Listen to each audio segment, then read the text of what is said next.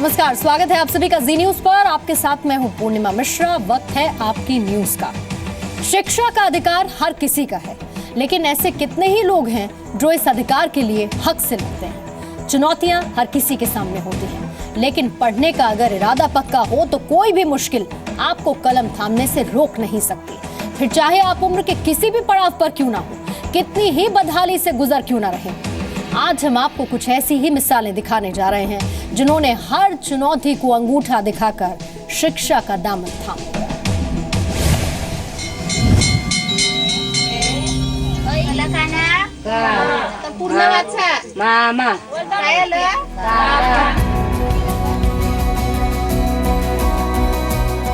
घर के काम फटाफट खत्म,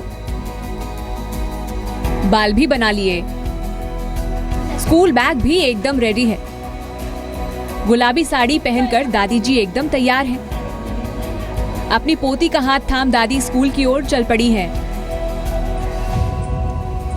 लेकिन ये क्या, यहाँ तो दादी का है स्कूल टाइम। मुंबई से 150 किलोमीटर दूर फागने गांव।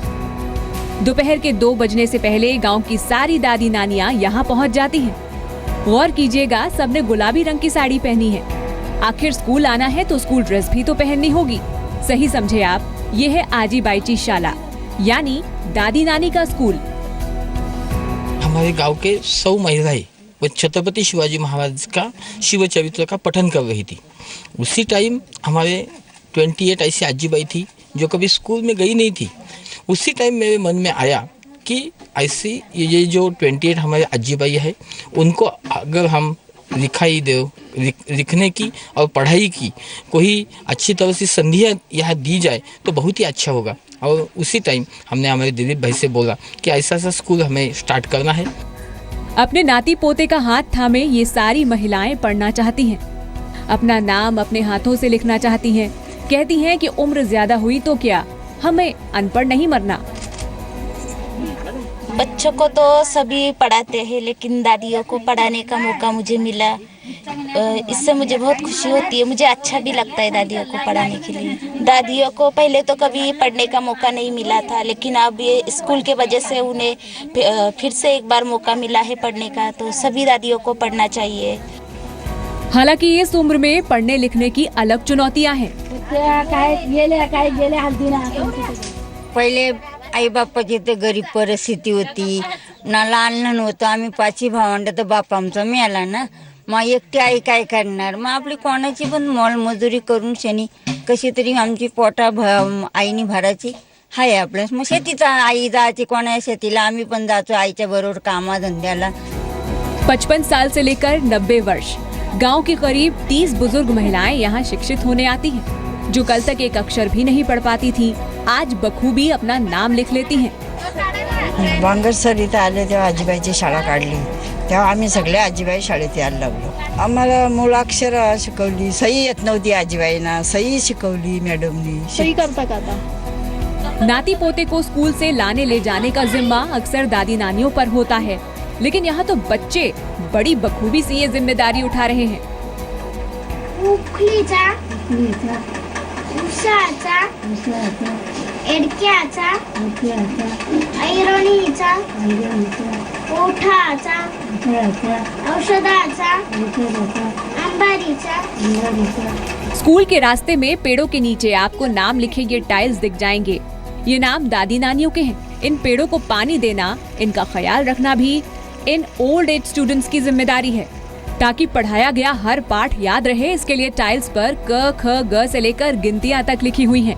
यानी स्कूल में सिर्फ और सिर्फ पढ़ाई की बातें। मेरी माँ 65 साल के, वो आप स्कूल में जा रहे, मेरे को अच्छा लग रहा है। पहले उनको जाने के लिए मिल रहा था, मौका नहीं मिल रहा था, आप उनको मिल रहा है, वो इसलिए मैं उसको बेच रहा। साक्षरता की ओर बढ़ते ये कदम मिसाल है। अगर घर के बड़े शिक्षित होंगे तो बच्चों को भी पढ़ा लिखा पाएंगे। दादी नानी हुए तो क्या, पढ़ने का अधिकार तो सबको है।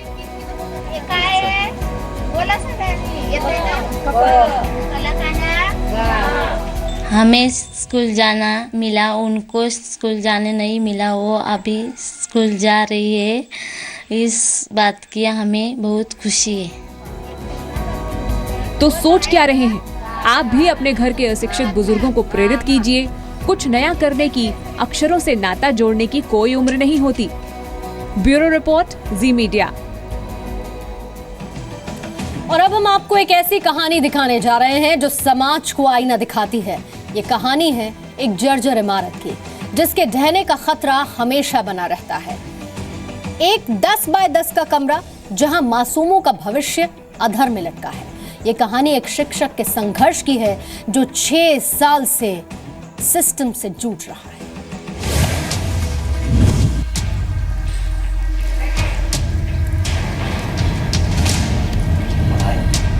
उज्जैन के लसुड़िया चिवड़ गांव में ये खंडहर एक स्कूल की इमारत है, जिसकी मरम्मत सरकारी फाइलों में ऐसी दबी कि स्कूल को बंद ही करना पड़ा।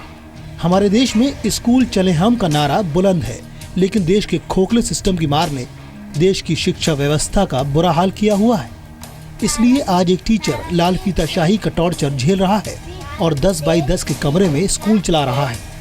बहुत मुश्किल से एक कमरा 10 बाई 10 का मिला। वरिष्ठ अधिकारियों को बताया गया कि 10 बाई 10 का एक कमरा है, उसी में 1 से 5वीं तक कक्षा लगाई जा रही है। उस समय बच्चे अधिक थे कि जगह की कमी के कारण बच्चे कम होते गए। यदि जगह आज भी हो या बिल्डिंग हो तो बच्चे फिर बढ़ सकते। 30 साल पुरानी जर्जर स्कूल की इमारत को जब सील कर दिया गया तो बच्चों पर पढ़ाई बंद होने का संकट मंडराने लगा। बच्चे शिक्षा से महरूम न रहें, इसलिए शिक्षक दिनेश जैन ने किराए के कमरे में पढ़ाने का फैसला किया। स्कूल की इमारत बनाने के लिए कहा तो तबादला हो गया। 6 साल लड़े, तब जाकर नया स्कूल मिलने की उम्मीद जागी है। उसमें जो रिपोर्ट बुलाई है प्रारंभिक, उसमें ये तथ्य सामने आए हैं कि उसमें संसाधनों की आवश्यकता है। तो जैसे आज रिपोर्ट आएगी हम उसको शासन को भेज के तत्काल समस्त संसाधन देंगे, जिससे कि हमारे बच्चों की शिक्षा प्रभावित न हो। देश के भविष्य की तस्वीरें देखकर किसी को भी दुख ही होगा। क्या आपने कभी कल्पना भी की थी कि जिस देश में शिक्षा के लिए 79,686 करोड़ रुपए का बजट तैयार किया जाता हो, उस देश के बच्चे 10 बाई 10 के स्कूल में पढ़ते हैं। छोटे से इस कमरे में दिनेश जैन पिछले 4 साल से पढ़ा रहे हैं। इस कमरे में केजी से लेकर 5वीं क्लास तक के बच्चे पढ़ते हैं। पर अनार से भी मीठा है सेब ललाईदार। शिक्षक दिनेश कुमार जैन जुलाई 2011 को इस स्कूल में आए थे। 30 साल पुरानी इमारत में स्कूल चल रहा था, जर्जर हो गया था। ग्राम पंचायत से शिकायत की तो उसने नए भवन के लिए कलेक्टर को प्रस्ताव भेज दिया, लेकिन जवाब नहीं आया। स्कूल की हालत देखकर दिनेश की चिंता बढ़ने लगी थी। हर वक्त किसी हादसे का डर सताने लगा था। एक दिन दिनेश बच्चों को पढ़ा रहे थे, तभी अचानक छत से एक हिस्से का प्लास्टर गिर गया। कोई जख्मी नहीं हुआ, लेकिन बच्चों में खौफ बैठ गया। 13 जून को स्कूल बंद करने का आदेश आ गया, लेकिन ये नहीं बताया कि स्कूल कहाँ लगेगा। विधायक साहब ने भी लिखी थी तो और सांसद जी ने भी लिखी थी तो रोड और स्कूल दोनों। शिक्षा मंत्री जी ने भी दे दो तो उन्होंने कहा कि जल्द से जल्द हो जाएगा। अभी तक नहीं हुआ सर। कितने साल हो गए? लगभग 3-4 साल हो गए सर। जब अफसरों ने कोई जवाब नहीं दिया तो दिनेश ने 1,000 रुपए महीना किराए पर एक कमरा लेकर स्कूल शुरू कर दिया। काम बहुत मुश्किल था और बच्चों की संख्या बहुत ज्यादा थी, लेकिन दिनेश ने बच्चों को पढ़ाना नहीं छोड़ा और प्रशासन ने भी उनकी मुश्किलें बढ़ाने में कोई कसर नहीं छोड़ी। 18 जून 2016 को शिक्षक दिनेश जैन का ट्रांसफर कर दिया गया और उनकी जगह कोई और नहीं लाया गया। इसलिए जैन हाई कोर्ट पहुंच गए और विभाग को तबादला रद्द करना पड़ा। वो स्कूल भवन काफ़ी पुराना हो चुका था और जीर्ण शीर्ण अवस्था में था।